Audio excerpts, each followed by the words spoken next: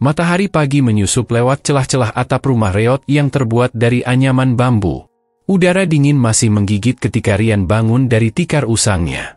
Anak laki-laki berusia 10 tahun itu sudah terbiasa bangun sebelum ayam berkokok. Di sebelahnya, neneknya masih tertidur, tubuhnya berselimut kain lusuh yang sudah bolong di beberapa bagian. Rian tinggal bersama neneknya di sebuah desa kecil di pinggiran kota. Tidak ada listrik di rumah itu, dan air harus ditimba dari sumur umum yang letaknya cukup jauh. Tapi Rian tidak pernah mengeluh. Sejak orang tuanya meninggal dalam kecelakaan beberapa tahun lalu, nenek adalah satu-satunya keluarga yang ia punya. Nenek Rian adalah penjual sayur keliling. Ia membawa bakul besar berisi kangkung, bayam, cabai, dan kadang-kadang tempe, berjalan dari satu rumah ke rumah lain. Usianya sudah lebih dari 60, tapi langkahnya masih kuat. Terkadang ia batuk-batuk di tengah jalan, namun tetap melanjutkan perjalanan. "Rian, bangun nak, kita harus berangkat sebelum matahari tinggi," kata nenek begitu ia terbangun, mengusap mata pelan-pelan. "Iya, Nek," jawab Rian, cepat-cepat melipat tikar dan membantu nenek menyiapkan dagangan. Rian tahu, hari-hari mereka berat. Tak jarang mereka hanya makan sekali sehari. Jika dagangan tidak habis, nenek akan menjual sisanya ke warung dengan harga lebih murah. Kadang, hanya cukup untuk membeli beras 1 liter. Tapi ada satu hal yang selalu diingat Rian, neneknya tak pernah lupa berbagi. Meski hidup mereka sulit, nenek selalu menyisihkan sedikit sayur untuk tetangga yang sakit atau terlalu tua untuk keluar rumah. "Kalau kamu punya sesuatu, walau sedikit, bagi-bagilah. Tuhan lihat siapa yang tulus," kata nenek suatu malam, ketika mereka hanya makan nasi dengan garam. Kalimat itu terus terngiang di kepala Rian. Di sekolah, ia juga dikenal sebagai anak yang tidak pernah pelit. Meski tak punya bekal, ia tetap tersenyum. Kalau temannya jatuh, Rian yang pertama menolong. Jika ada anak lain yang lapar, Rian rela menahan perut demi memberi sebagian dari apa yang ia punya, walaupun cuma setengah pisang goreng yang diberi orang. Di rumah, Rian sering membantu nenek merapikan sayuran, membungkus cabai ke dalam plastik kecil, dan membersihkan bakul jualan. Meski tangannya kecil, ia cekatan. Ia sudah tahu urutan jalan, rumah pelanggan, bahkan cara menawarkan dagangan dengan sopan. "Mau sayur segar, Bu?" "Langsung dari kebun, murah saja," katanya, meniru suara neneknya. Rian tidak malu membantu nenek berjualan. Justru ia bangga. Teman-temannya banyak yang mengejek, tapi ia tidak peduli. Bagi Rian, neneknya adalah pahlawan. Pernah suatu hari, saat hujan turun deras, neneknya jatuh terpeleset di jalan berlumpur. Bakul sayur terbalik, semua dagangan berceceran. Rian berlari menghampiri, tak peduli baju dan celananya basah kuyup. Ia bantu memungut satu persatu sayuran itu, mencucinya lagi di rumah, lalu menjemur sisa yang masih bisa dijual.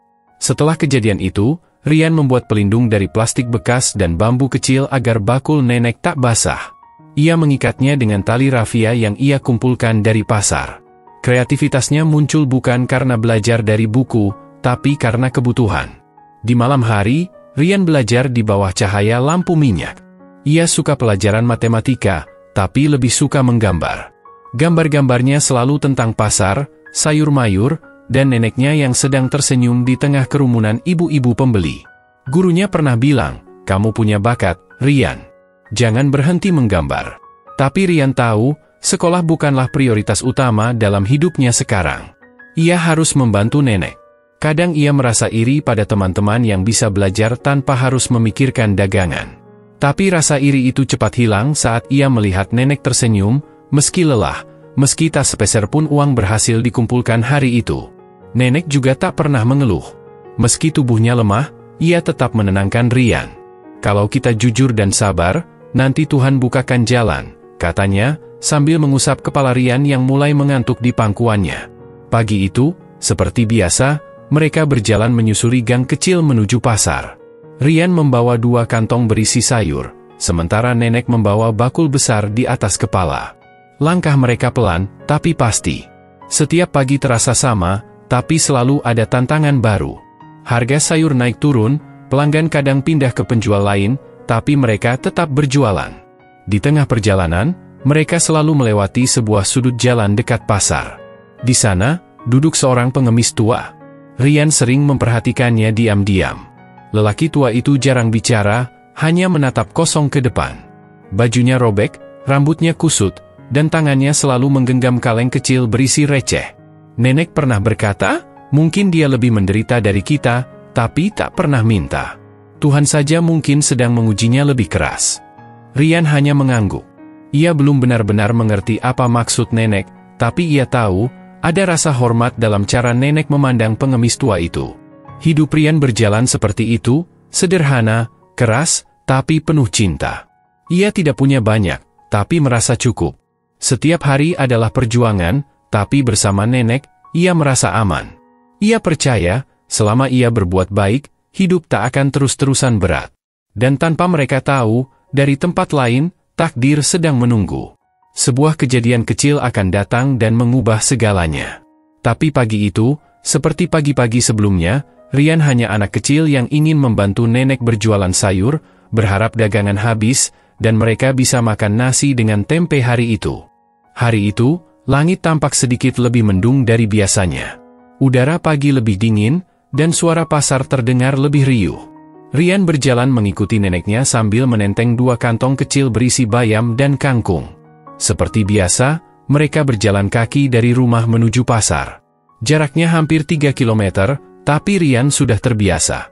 Sebelum berangkat, tetangga sebelah rumah, Bu Yati, memanggil Ryan. Wanita itu dikenal baik dan sering membantu meski hidupnya juga sederhana. "Ryan, ini ambil dulu rotinya. Buat kamu sarapan di jalan," katanya sambil menyodorkan sepotong roti tawar dalam plastik bening. Di dalamnya hanya ada selapis tipis mentega dan gula. Ryan tersenyum lebar. "Makasih banyak, Bu Yati." Ia memandangi roti itu seolah memegang harta karun. Sudah 2 hari terakhir ia berangkat ke pasar tanpa sarapan. Terkadang, ia hanya minum air sumur sebelum pergi. Nenek lebih sering menyuruhnya makan belakangan, menunggu sisa dagangan bisa dijual. Dalam perjalanan, roti itu ia genggam erat. Ia belum mau memakannya. Entah mengapa, pagi itu Ryan merasa ingin menyimpannya sedikit lebih lama. Ia bahkan membayangkan memakannya nanti di pinggir pasar, sambil duduk di bawah pohon besar. "Nek, nanti aku makan rotinya pas di dekat pohon aja ya," katanya sambil melihat ke arah nenek yang berjalan beberapa langkah di depan. Nenek mengangguk dan tersenyum. "Iya, makan pelan-pelan, ya. Biar kenyang lebih lama." Sesampainya di pasar, mereka mulai menyusun sayuran di atas tikar plastik. Pasar pagi belum terlalu ramai, baru beberapa pembeli yang datang. Ryan ikut membantu menata dan membereskan. Setelah itu, ia pamit untuk duduk sebentar di bawah pohon besar dekat sudut jalan pasar. Di tempat itulah biasanya ia beristirahat sebentar sambil menonton hiruk-pikuk pasar dari kejauhan. Ada penjual bakso yang sibuk mengaduk kuah, pedagang buah yang sibuk menawarkan dagangan, dan ibu-ibu yang saling tawar-menawar harga dengan nada tinggi. Ryan duduk di bangku beton kecil. Ia membuka plastik rotinya perlahan. Wangi mentega langsung menyapa hidungnya. Tangannya gemetar kecil karena menahan lapar. Tapi sebelum gigitan pertama, matanya menangkap sosok familiar, pengemis tua itu. Pengemis tua yang biasa duduk di sudut jalan itu tampak lebih lemas dari biasanya. Kepalanya tertunduk, dan matanya kosong menatap tanah. Bajunya yang sudah kumal kini tampak lebih kotor dari biasanya. Ia tidak memegang kaleng seperti biasa. Ryan menoleh ke roti di tangannya, lalu kembali melihat pengemis itu. Perutnya sendiri sedang kosong. Tapi hati kecilnya merasa tidak tenang. Ia bangkit, berjalan pelan mendekati pengemis tua itu. "Pak," panggilnya lirih. Pengemis itu menoleh pelan. Tatapan matanya kosong, tapi jelas ada kelelahan di sana. "Bapak udah makan?" tanya Ryan, suara kecilnya nyaris tertelan keramaian pasar. Pengemis itu hanya menggeleng. Tanpa berpikir panjang, Ryan menyodorkan roti yang baru saja akan ia makan. "Ini, Pak, makan dulu ya." "Saya belum makan juga, tapi saya masih kuat," katanya polos, sambil memaksa tersenyum. Pengemis itu menatap roti itu beberapa detik. Lalu, dengan tangan gemetar, ia mengambilnya. "Makasih, Nak, makasih," suaranya serak, matanya mulai berkaca-kaca. Ryan tidak menjawab. Ia hanya mengangguk, lalu duduk kembali di bangku, kali ini tanpa roti. Perutnya kembali berbunyi, tapi hatinya terasa hangat. Entah kenapa, rasa kenyang itu justru datang dari dalam. Ia tak tahu bahwa dari kejauhan, dari dalam mobil hitam yang terparkir tak jauh dari situ, sepasang mata memperhatikan semua yang terjadi. Sosok di dalam mobil itu memperhatikan setiap gerakan Ryan, dari memandangi roti, hingga memberikannya pada pengemis tua. Tapi pagi itu, Ryan hanya merasa telah melakukan hal yang benar. Ia kembali ke lapak neneknya, masih dengan perut kosong, tapi senyum di wajahnya tetap mengembang. "Nenek, tadi Ryan kasih rotinya ke pengemis tua itu," katanya pelan. Nenek menghentikan gerakan tangannya. Ia menatap Ryan sejenak, lalu mengusap kepala cucunya dengan lembut. "Kamu anak baik, Ryan. Tuhan pasti lihat itu," katanya sambil tersenyum, meski matanya berkaca-kaca. Hari itu, sayur mereka tidak habis. Tapi Ryan merasa hari itu lebih istimewa dari biasanya. Ia tidak tahu bahwa sepotong roti yang ia relakan telah menjadi awal dari perubahan besar dalam hidupnya. Dan semua dimulai dari satu hal sederhana, berbagi, meski tak punya apa-apa. Hari itu, udara lebih panas dari biasanya. Matahari sudah tinggi ketika Ryan dan nenek menyelesaikan jualan mereka. Beberapa ikat bayam masih tersisa, tapi sebagian besar dagangan habis terjual. Cukup untuk membeli beras dan sepotong tempe. Itu sudah dianggap rezeki besar bagi mereka. Setelah membereskan tikar dan menyusun kembali barang ke dalam bakul, nenek mengajak Ryan pulang. Tapi sebelum melangkah, Ryan minta sebentar duduk di bawah pohon beringin lagi. Mungkin hanya ingin menghela napas. Atau mungkin, masih memikirkan lelaki tua yang tadi ia beri roti. "Nek, kita boleh duduk sebentar?" tanya Ryan pelan. "Boleh, nak." "Nenek juga capek," kata nenek sambil menurunkan bakul dari kepala. Mereka duduk di sisi jalan, persis seperti tadi pagi. Ryan memperhatikan sekeliling. Pasar mulai ramai, suara teriakan pedagang bercampur dengan suara motor dan langkah kaki pembeli. Tapi di satu sudut, tetap duduk lelaki tua yang tadi. Kini tangannya memegang sisa roti yang tinggal separuh. Ia mengunyah pelan-pelan, seakan tak ingin roti itu cepat habis. Perasaan aneh menyelimuti Ryan. Ia belum pernah begitu memperhatikan seorang pengemis. Ada sesuatu yang mengganggu pikirannya. Bukan karena ia lapar, perutnya memang kosong. Tapi karena wajah lelaki itu, matanya, ada semacam kesedihan dalam tatapan orang tua itu yang sulit dijelaskan oleh kata-kata. Tak lama kemudian, Ryan berdiri dan menghampiri si pengemis untuk kedua kalinya. "Pak, kenapa Bapak duduk di sini setiap hari?" tanyanya polos. Lelaki tua itu menoleh, lalu menggeleng pelan. "Tidak ada tempat lain, nak. Bapak nggak punya rumah." "Tidak." "Saudara, entah masih hidup atau tidak, sudah lama tak bertemu," jawabnya pelan, menatap tanah. Ryan hanya diam. Ia belum tahu harus berkata apa. Tapi ia duduk di samping lelaki itu, seperti teman lama. Hening beberapa saat, sampai suara nenek memanggil dari seberang jalan. "Ryan, ayo, udah siang." Ryan berdiri lagi. Ia tersenyum, melambaikan tangan kecilnya. "Saya pamit dulu, ya, Pak. Terima kasih atas rotinya tadi, nak. Semoga kamu selalu sehat dan jadi orang baik," ucap si pengemis, sambil tersenyum untuk pertama kalinya. Senyuman itu tipis, tapi hangat. Ryan mengangguk. Ia berlari kecil kembali ke nenek, dan mereka pun melanjutkan perjalanan pulang menyusuri gang sempit, sambil menenteng sisa dagangan. Di tempat yang sama, lelaki tua itu tetap duduk di bawah terik matahari. Ia menggenggam plastik bekas roti itu, seperti menyimpan sesuatu yang berharga. Dan dari kejauhan, dari dalam sebuah mobil berwarna hitam yang terparkir tak jauh dari situ, sepasang mata memperhatikan seluruh kejadian itu.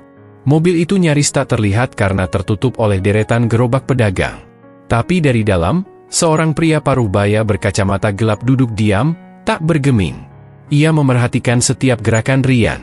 Saat roti itu diberikan. Saat anak kecil itu duduk dan bertanya. Dan terutama, saat ia tersenyum kepada pengemis tua itu. "Pak Hendra, kita lanjut ke pabrik sekarang?" tanya sopirnya dari kursi depan. Pak Hendra tak langsung menjawab. Ia menatap nanar ke arah pengemis tua itu. Lalu pandangannya beralih pada bocah kecil yang berjalan menjauh, menggandeng tangan neneknya. "Tidak usah. Putar balik. Saya mau turun sebentar," katanya akhirnya. Sopirnya tampak bingung, tapi tak berani bertanya. Ia menyalakan mesin, lalu memutar mobil ke arah sebaliknya, mencari tempat parkir yang lebih dekat.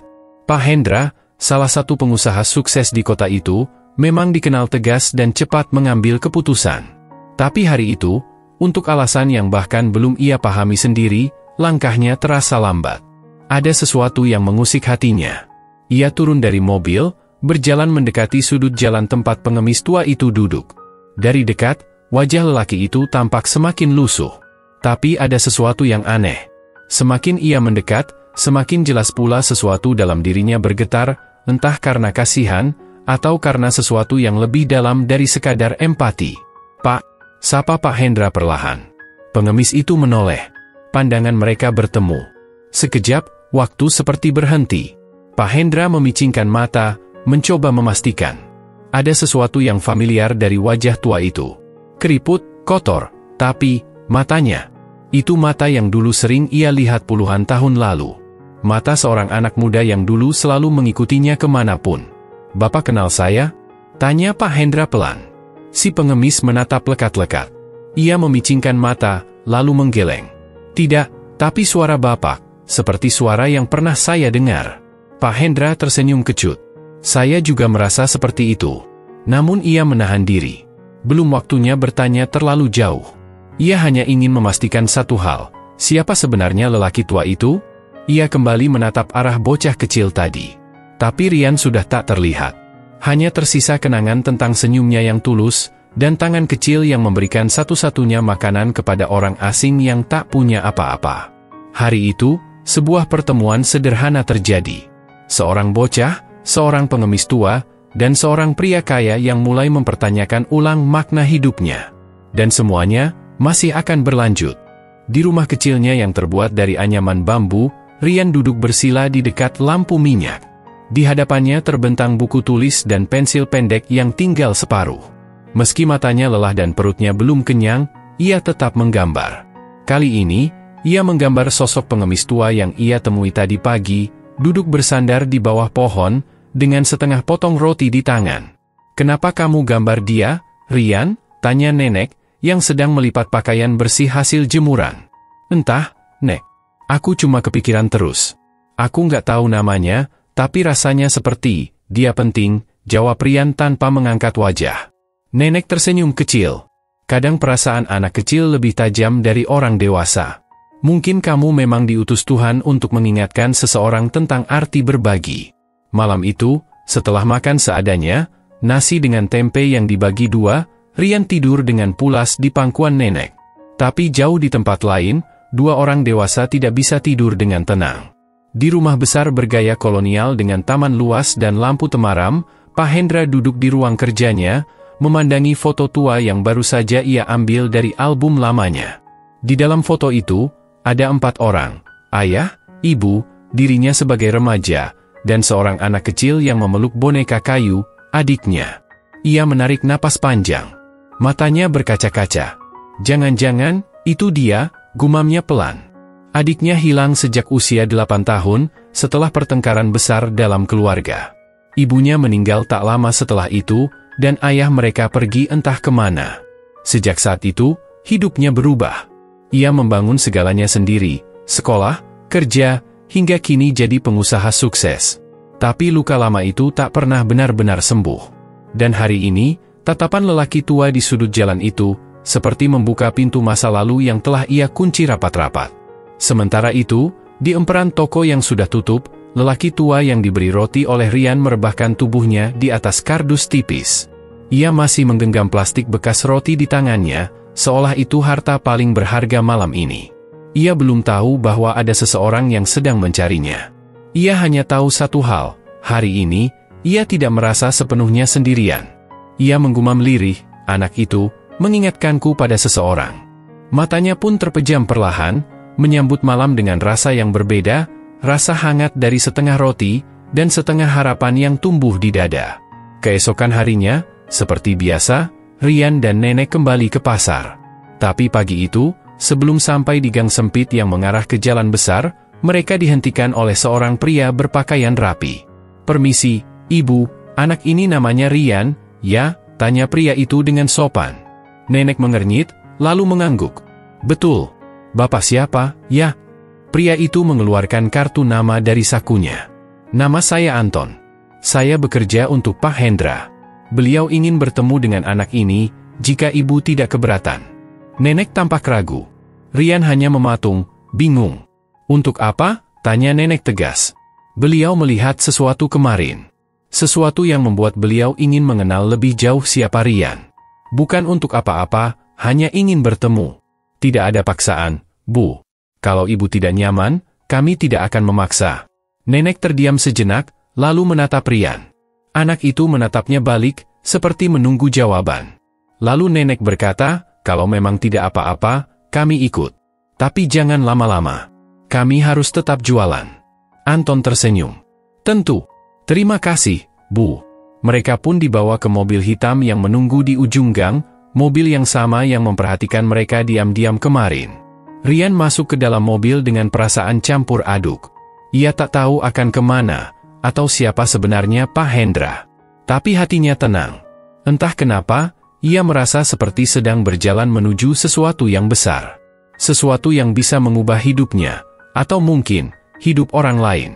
Dan dari balik jendela mobil, mata kecil itu kembali mengamati jalanan pasar yang perlahan menjauh. Tak tahu bahwa hidupnya sedang diam-diam ditulis ulang oleh takdir. Mobil hitam itu melaju perlahan melewati gang-gang sempit, meninggalkan pasar dan keramaian pagi. Rian duduk di jok belakang bersama neneknya. Tangannya memegang ujung kerah bajunya, mencoba meredam rasa gugup yang makin membesar. Ia belum pernah naik mobil sebelumnya, apalagi masuk ke kawasan perumahan sebesar ini. Di depan gerbang besi tinggi, mobil berhenti. Seorang satpam membungkuk hormat, lalu membuka gerbang. Di baliknya tampak halaman luas dengan pepohonan rindang, kolam kecil, dan rumah besar bercat putih gading berdiri anggun di tengahnya. Rumahnya seperti di buku cerita, bisik Rian tanpa sadar. Nenek hanya mengangguk pelan. Ia tidak bicara, tapi matanya awas, mengamati segala sesuatu. Tak lama, seorang pria berusia 50-an keluar dari rumah, Pak Hendra. Wajahnya tampak serius, tapi tatapannya lembut saat melihat Rian. Selamat pagi.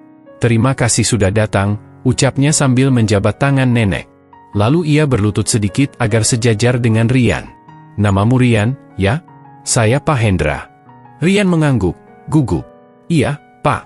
Pak Hendra mempersilakan mereka duduk di teras. Di meja sudah tersedia air hangat dan beberapa potong roti. Aku cuma mau ngobrol, nggak akan lama. Aku cuma penasaran, kemarin aku lihat kamu kasih roti ke seorang kakek. Apa kamu kenal dia? Rian menggeleng. Nggak kenal, Pak. Tapi kasihan. Dia kelihatan lapar. Pak Hendra menatap Rian dalam-dalam, seolah mencari sesuatu yang tersembunyi di balik wajah polos itu. Kenapa kamu kasih roti itu padahal kamu juga lapar?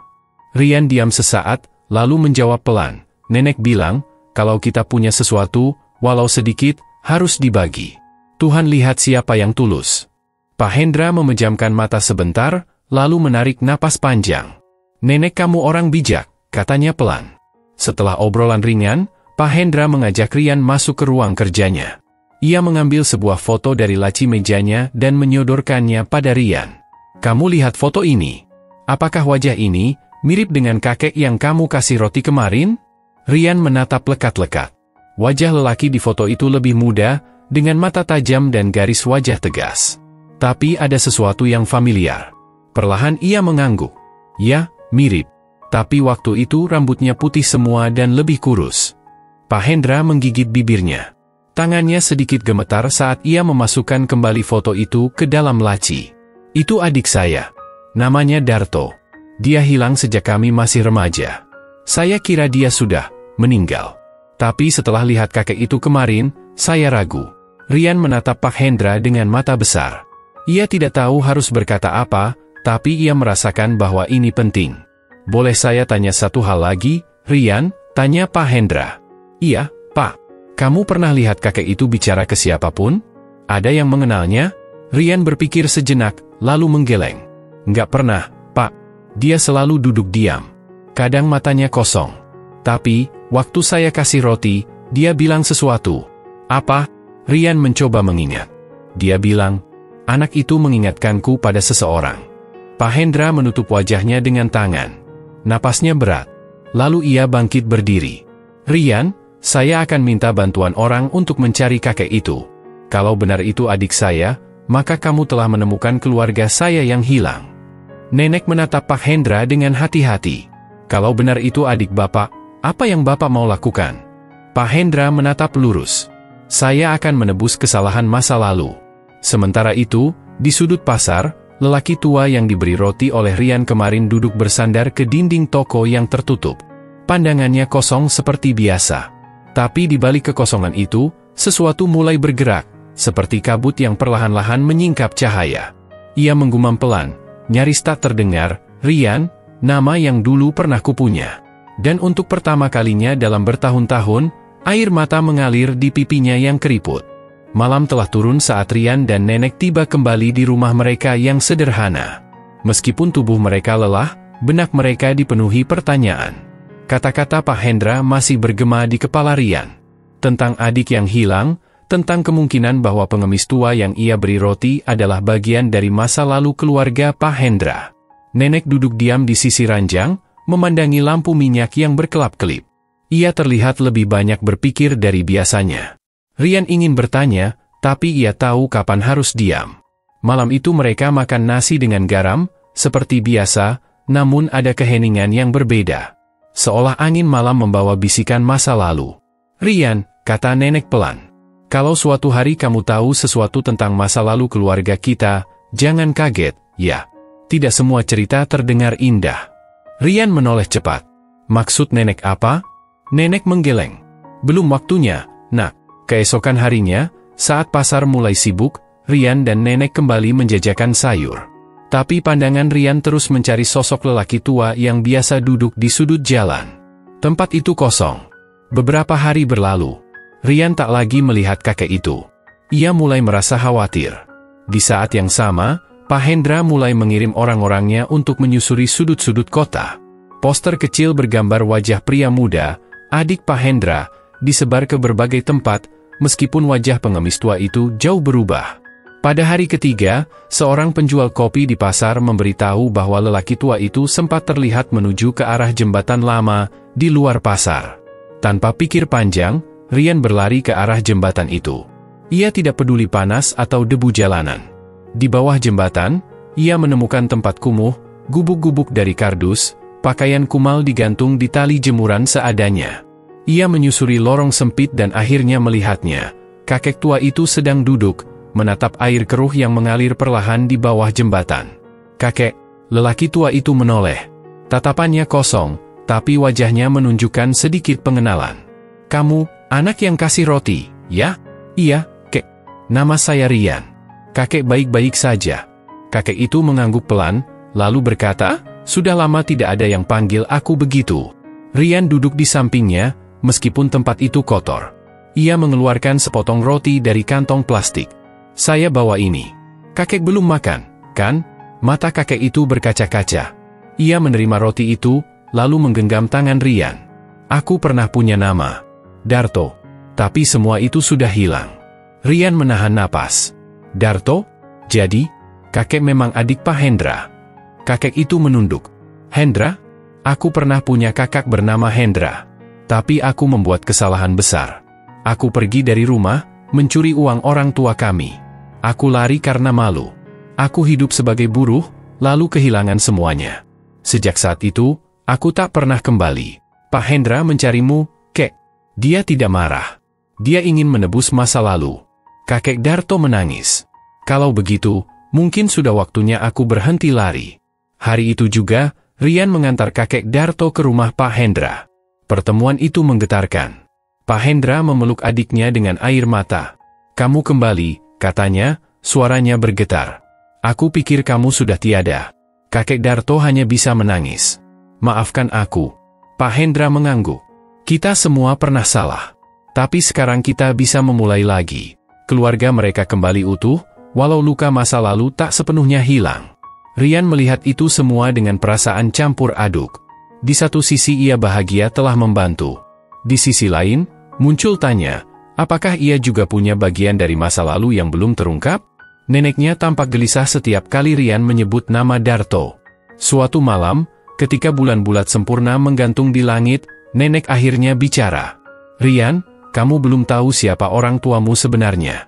Rian menoleh, jantungnya berdetak cepat. "Kamu bukan anak dari orang yang kamu pikir sebagai ayah dan ibu. Kamu adalah cucu dari Darto. Rian membeku. Waktu itu, ayahmu, Darto, sudah pergi. Ibumu meninggal saat kamu lahir.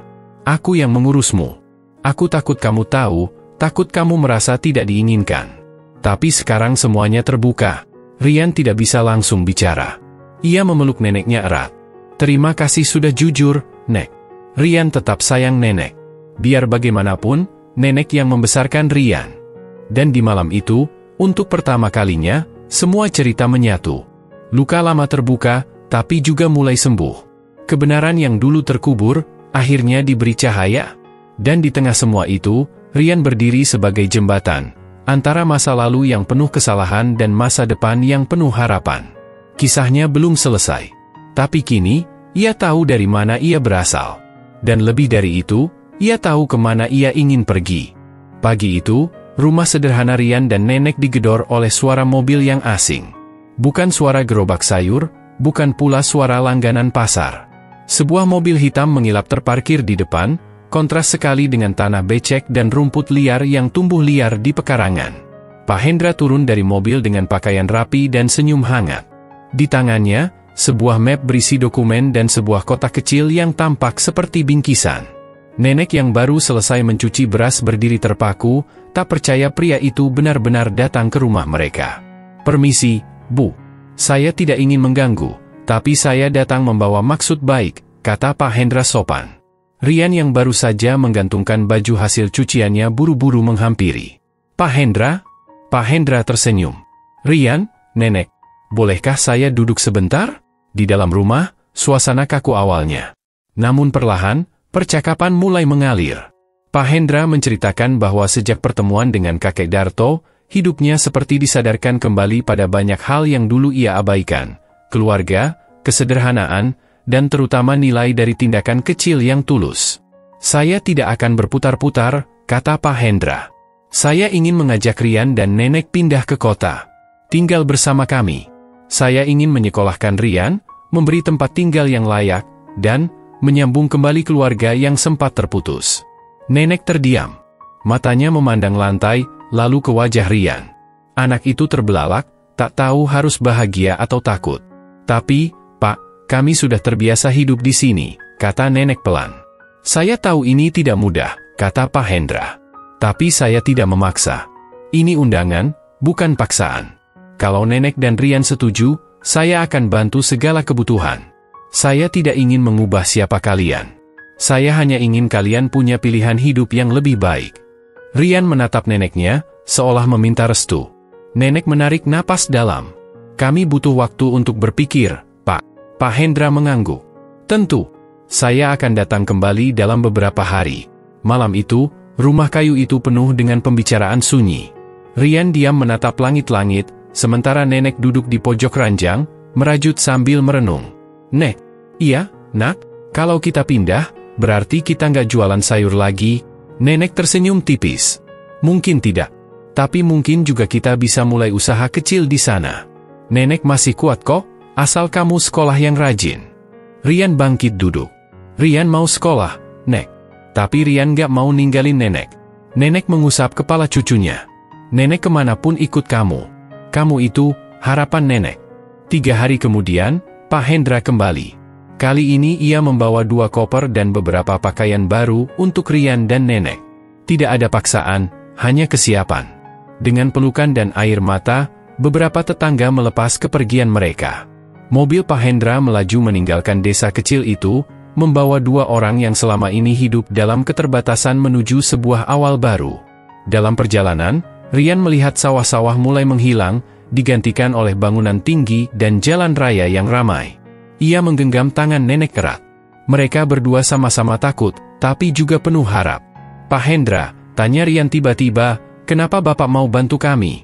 Pak Hendra menoleh, lalu menjawab pelan, karena kamu mengajari saya satu hal penting, berbagi itu bukan soal punya banyak atau sedikit, tapi soal hati. Rian mengangguk, dan senyumnya mengembang.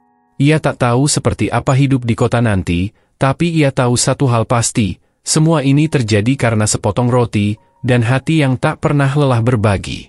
Kehidupan di kota ibarat dunia lain bagi Rian dan nenek. Mereka tiba di sebuah rumah besar bergaya minimalis yang dikelilingi pagar putih bersih.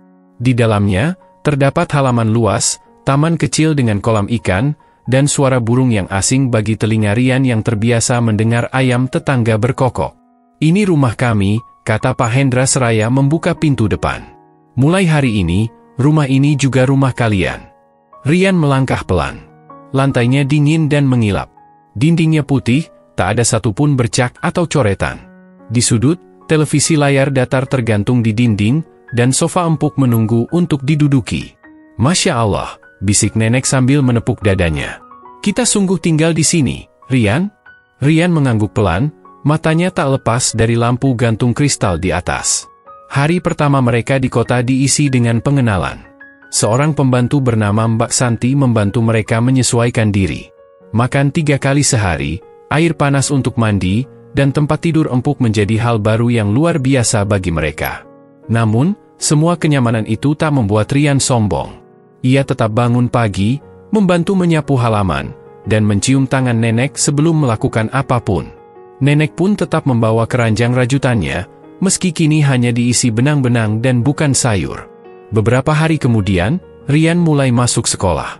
Pak Hendra menyekolahkannya di sekolah dasar swasta yang terkenal dengan kualitasnya.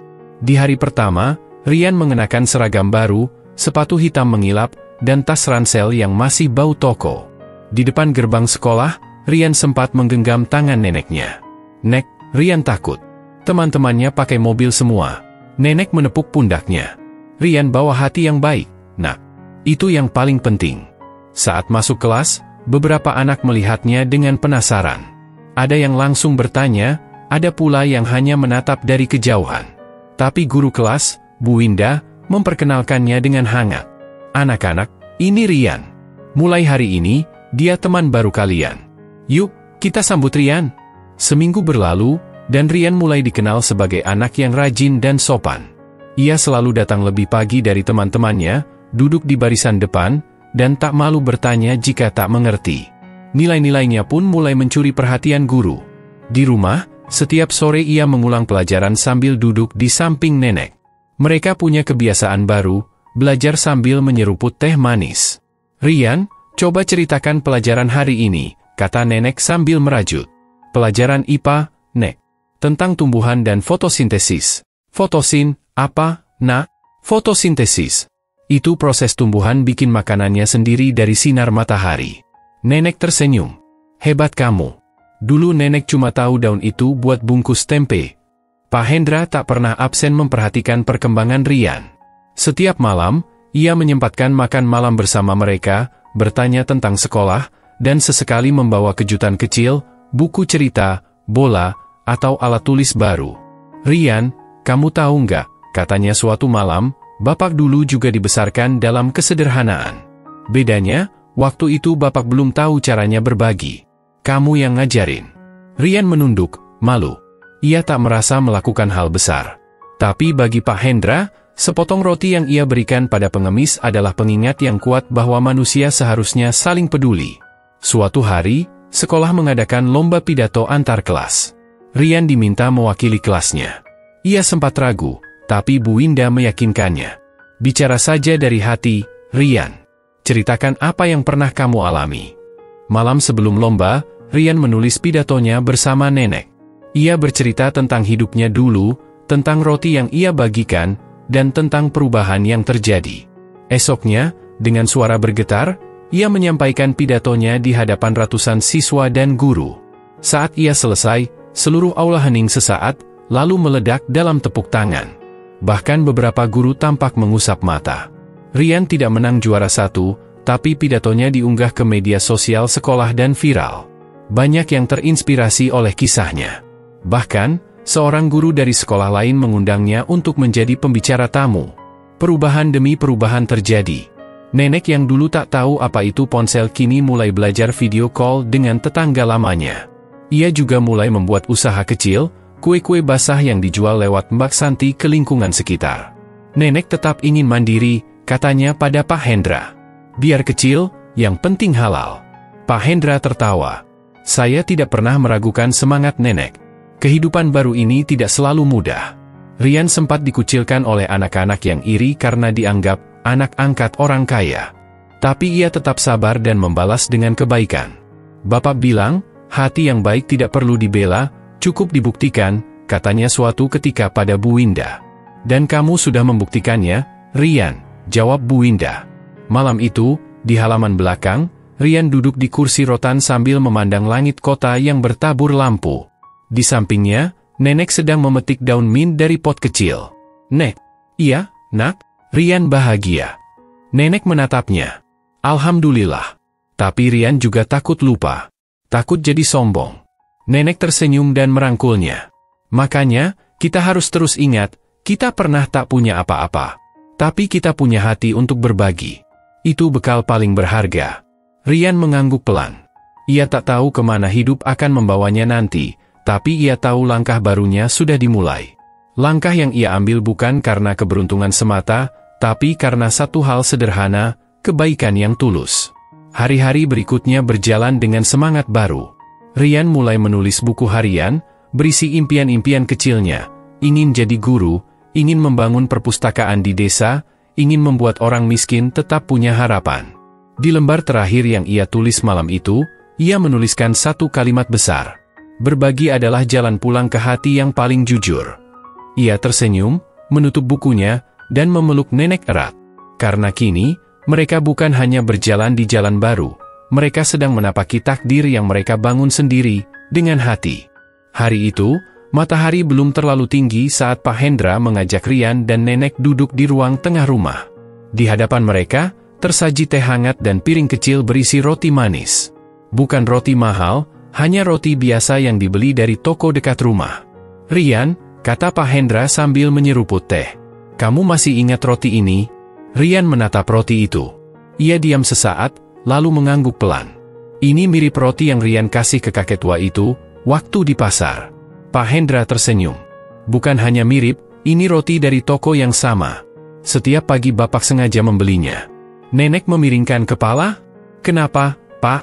Pak Hendra meletakkan cangkirnya dan bersandar. Karena roti itu mengubah hidup saya. Mengubah hidup kalian. Dan juga hidup adik saya. Ia menatap ke arah foto keluarga yang kini tergantung di dinding. Dalam foto itu, ada Pak Hendra, Rian, nenek, dan pria tua yang pernah menjadi pengemis di sudut pasar. Roti itu sederhana. Tapi ketulusan yang kamu berikan, Rian, itu yang luar biasa. Pak Hendra kembali ke cerita awal. Saat itu, ia kebetulan mampir ke pasar tradisional untuk mencari tanaman hias. Di dalam mobilnya, ia melihat seorang bocah kurus memberikan roti satu-satunya pada seorang pengemis. Itu bukan pemandangan biasa, Rian. Orang dewasa pun jarang mau berbagi jika hanya punya sedikit. Ia mengaku saat itu pikirannya penuh. Bisnisnya sedang menghadapi masalah. Tapi ketika melihat kebaikan Rian, hatinya seakan disiram air sejuk. Di tengah semua kesibukan dan ambisi, aku disadarkan oleh seorang anak kecil. Nenek terdiam, wajahnya lembut menatap cucunya. Rian memang seperti itu dari kecil, Pak. Ia tak pernah bisa melihat orang lapar. Pak Hendra menghela napas panjang. Dan yang membuat saya benar-benar terguncang adalah saat saya bertemu pengemis itu lagi, dan menyadari bahwa dia adalah adik kandung ayah saya. Hilang sejak muda. Tersesat dalam hidup, dan akhirnya berakhir di jalanan. Rian mendongak. Berarti kakek itu paman Bapak. Pak Hendra mengangguk. Namanya Paman Yusuf. Dulu, dia pergi dari rumah karena konflik dengan keluarga. Kami mengira dia sudah meninggal. Bertahun-tahun saya mencoba mencarinya. Ia berhenti sejenak, menatap rotinya. Siapa sangka, takdir mempertemukan kembali kami lewat tangan seorang anak kecil yang bahkan tidak tahu siapa dia. Rian merasa dadanya hangat. Ia tak menyangka sepotong roti bisa mengubah begitu banyak hal. Ia hanya berpikir saat itu, kalau aku lapar dan duduk di pinggir jalan, apa aku ingin orang membantuku? Nenek mengusap kepala cucunya. Itu kenapa nenek selalu bilang, nak, jangan tunggu kaya dulu untuk bisa berbagi. Pak Hendra bangkit, lalu mengambil sebuah bingkai dari lemari. Di dalamnya, tersimpan selembar koran lama, menampilkan foto Rian saat menyampaikan pidato di sekolah, dan judul besar bertuliskan, bocah 10 tahun yang mengajarkan arti berbagi. Kamu jadi inspirasi banyak orang, Rian, ujarnya. Ada banyak surat masuk ke kantor saya, dari orang-orang yang berubah hanya karena membaca kisahmu. Rian menggeleng pelan. Rian nggak merasa istimewa, Pak. Rian cuma melakukan apa yang menurut Rian benar. Itu justru yang membuatmu istimewa. Malam harinya, setelah Pak Hendra kembali ke ruang kerjanya, Rian dan Nenek duduk di teras. Udara malam kota terasa sejuk, dan suara jangkrik samar terdengar. Nek, Rian jadi kepikiran. Kalau waktu itu Rian pilih makan sendiri rotinya, apa semuanya akan beda? Nenek tersenyum. Bisa jadi. Tapi yang pasti, kamu nggak akan merasa seperti sekarang. Kenapa, Nek? Karena hati yang ikhlas memberi itu bahagianya lain. Dan Allah memang menyimpan kejutan di balik kebaikan kecil. Rian menatap langit. Di balik gemerlap bintang dan lampu kota, ia tahu hidupnya sudah berubah selamanya. Tapi lebih dari itu, hatinya pun telah ditempa. Ia kini sadar bahwa perubahan besar bisa lahir dari tindakan kecil. Tak perlu menunggu punya banyak, cukup punya niat tulus dan keberanian untuk berbagi. Keesokan harinya, Rian menuliskan semua itu di buku hariannya. Ia menulis dengan hati, bukan hanya dengan tangan. Ia menulis bukan untuk dikenang, tapi untuk terus mengingatkan dirinya. Roti itu bukan sekadar makanan, tapi simbol keberanian untuk peduli. Dan itu bisa mengubah takdir siapa saja. 10 tahun berlalu seperti hembusan angin. Rian, bocah kecil yang dulu memberikan sepotong roti kepada seorang pengemis tua, kini telah tumbuh menjadi pemuda dewasa berusia 20 tahun. Meski hidupnya telah berubah total, dari anak desa yang hidup sederhana bersama neneknya menjadi pemuda berpendidikan yang tinggal di kota, Rian tetaplah Rian yang dulu. Hatinya tidak berubah. Ia masih bangun pagi dengan membasuh wajah lalu tersenyum ke cermin, mengenang masa-masa ketika air pun harus ditimba dulu sebelum bisa digunakan. Kini ia punya kamar sendiri, tempat tidur empuk, dan bahkan air panas di kamar mandi. Tapi yang selalu ada di kepalanya saat bangun tidur bukanlah itu semua, melainkan satu hal yang telah menjadi arah hidupnya, berbagi. Nek, Rian mau pulang, katanya suatu sore sambil menemani nenek minum teh di teras rumah mereka yang kini jauh lebih layak. Nenek meletakkan cangkirnya, menoleh penuh tanya. Pulang kemana, Nak? Ke desa. Tempat kita dulu tinggal. Rian mau bikin sesuatu di sana. Yayasan. Nenek diam. Ia tahu cucunya itu selalu punya niat baik.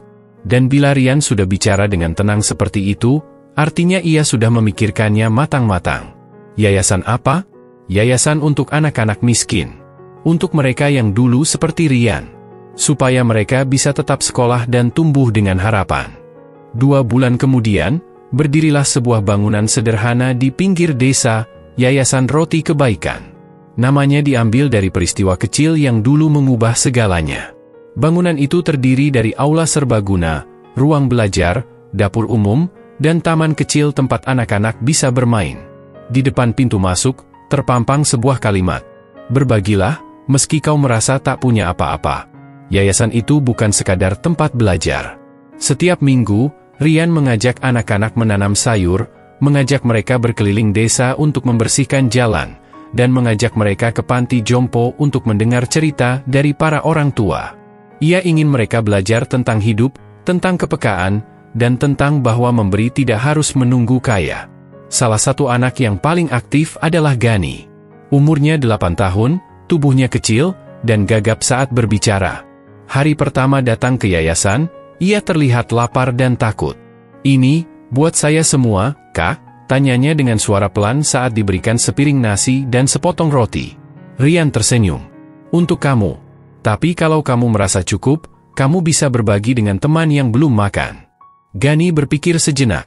Lalu ia membagi rotinya jadi 2. Ia menyerahkan setengahnya kepada Rika, gadis kecil pemalu yang baru datang hari itu. Rian tak berkata apa-apa. Ia hanya menatap langit dan mengingat sepotong roti yang dulu ia berikan. Kini, roti itu menjelma jadi ratusan, ribuan, dan membentuk manusia-manusia kecil dengan hati yang besar. Pak Hendra, yang sekarang sudah menua dan pensiun dari bisnis, sering datang menginap beberapa hari di yayasan. Ia duduk di teras, memandangi anak-anak belajar. Sesekali, ia ikut bercerita tentang masa kecilnya, tentang kehilangan adiknya yang kemudian kembali ditemukan lewat tangan seorang bocah miskin. Kalian tahu, katanya pada sekelompok anak, kebaikan itu seperti benih. Ditanam hari ini, baru tumbuh besok, Tapi saat ia mekar, bisa meneduhkan siapa saja. Rian yang berdiri di belakang hanya tersenyum. Ia tahu Pak Hendra tak sedang mengajarkan teori. Ia sedang membagikan pengalaman hidup. Yayasan itu semakin berkembang. Banyak donatur datang karena mendengar kisah Rian. Tapi Rian punya prinsip, semua anak harus tetap diajari untuk memberi, bukan hanya menerima.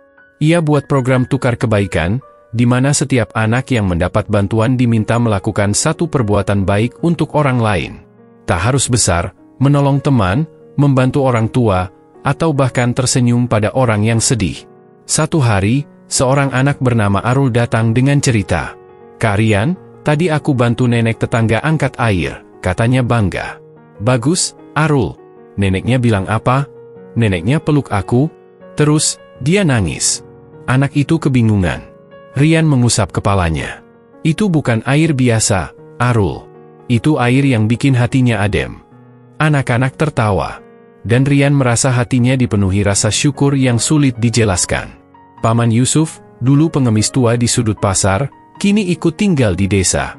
Setelah dirawat dan disembuhkan, ia pelan-pelan memulihkan martabatnya. Meski sudah tua, ia senang menjaga kebun yayasan. Ia menyebut dirinya penanam bayam profesional. Setiap sore, ia duduk bersama anak-anak dan bercerita. "Kalian tahu, dulu saya kelaparan. Duduk di bawah pohon, gak punya apa-apa. Tapi anak kecil ini, ia menunjuk Rian yang tertawa malu-malu, ngasih saya roti. Padahal dia juga belum makan." Anak-anak menyimak dengan mata berbinar. "Sekarang saya nggak minta-minta lagi. Saya kasih bayam, kalian kasih tawa. Kita semua saling bagi." Rian seringkali diminta tampil di seminar atau diwawancara. Tapi ia lebih suka tinggal di desa. "Aku bukan siapa-siapa," katanya pada seorang wartawan. "Aku cuma anak kecil yang dulu lapar. Tapi aku dikasih kesempatan kedua." Dalam sebuah wawancara televisi nasional, seorang presenter bertanya, "Rian, kalau kamu punya kesempatan untuk bicara pada dirimu yang dulu, di hari kamu membagi roti itu, apa yang ingin kamu katakan?"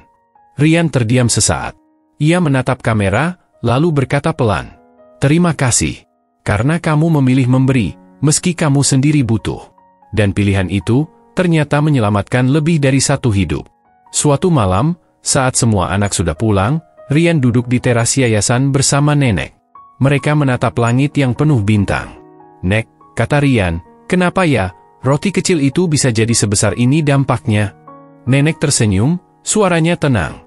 "Karena hati manusia lebih luas dari yang kita pikir, Nak. Dan Tuhan selalu bekerja lewat hal-hal sederhana. Jadi, bukan roti yang hebat, ya Nek? Bukan. Tapi pilihanmu saat memegangnya."